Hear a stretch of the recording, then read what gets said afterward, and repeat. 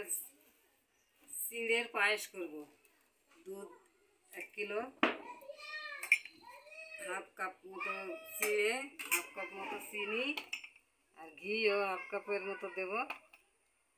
একটু এলাচের গুঁড়ো 1 চামচ আর কিশমিশ অল্প কিছু। এই যে আমি এখন চিড়ে একটু ভেজে নেব। আমি চিড়ে এখন ঘি দিয়ে হালকা ভেজে নেব, অল্প অল্প করে।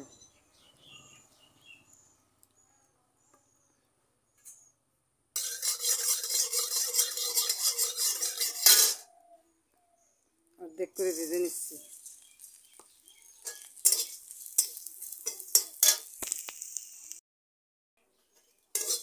চিড়ে এই কটা ভাজা হয়ে গেছে, আর কটা আছে আর একবার দেবো।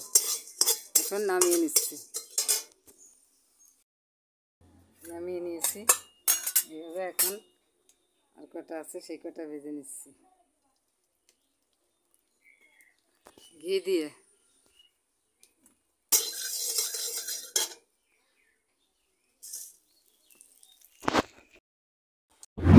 চিড়ে সবগুলো ভেজে নিয়েছি। এখন দুধটা জাল দিয়ে গাঢ় নেব। জ্বালানো দুধ আবার জাল দিয়ে দিচ্ছি।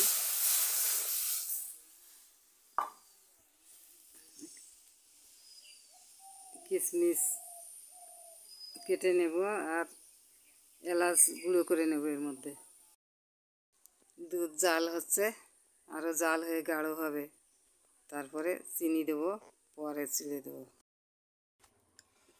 দুধ জাল হয়ে গাঢ় হয়ে গেছে অনেকটা, এখন চিনি দিয়ে দিচ্ছি। আর একটু জাল হবে, তারপরে চিড়ে দেবো। দুধটা অনেকটা গাঢ় হয়ে গেছে, এখন চিড়ে দিয়ে দিচ্ছি। চিড়ে দিয়ে কিছুক্ষণ জাল দেবো, অল্প হালকা আছে, তারপরে নামিয়ে এলাচ গুঁড়ো কিশমিশ দেবো। কিশমিশ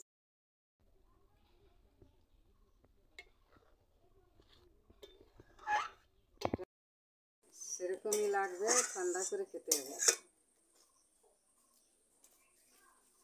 খেতে খুবই সুস্বাদু।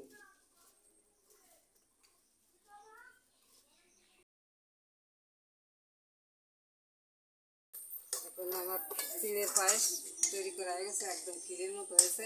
এটাকে ঠান্ডা করে খেতে হবে, খেতে ক্ষীরের মতোই লাগবে। নামিয়ে নিচ্ছি।